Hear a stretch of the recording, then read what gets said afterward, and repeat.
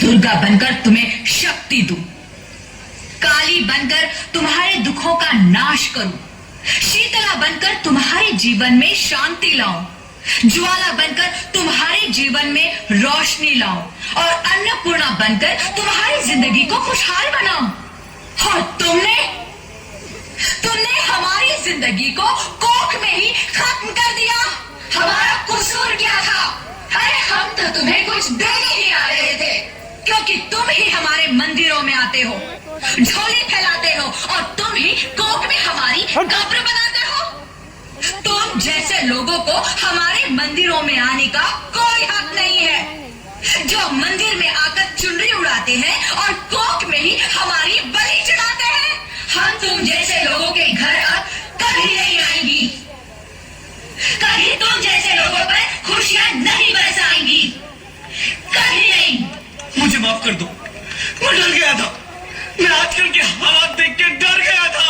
हालात को दोष मत दो मूर्ख, ये हालात भी तुम जैसे गंदी सोच के लोगों ने बनाए हैं।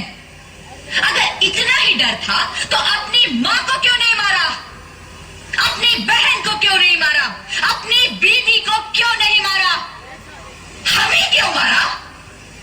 डर तुम्हें लग रहा था तो तुम मरते, हमें क्यों मारा?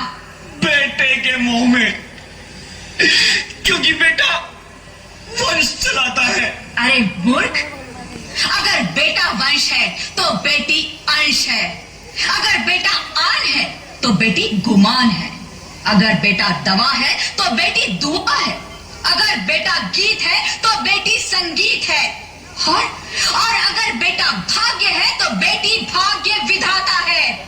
यह सबको माँ चाहिए, बहन चाहिए, बीवी चाहिए, मगर बेटी क्यों नहीं चाहिए? जबकि ओस की पूंजी होती है बेटियां। माँ बाप को जरा सा भी दर्द हो तो रोती है बेटियां। रोशन करता है बेटा सिर्फ एक कुल को, दो कुलों की लाज ढोती है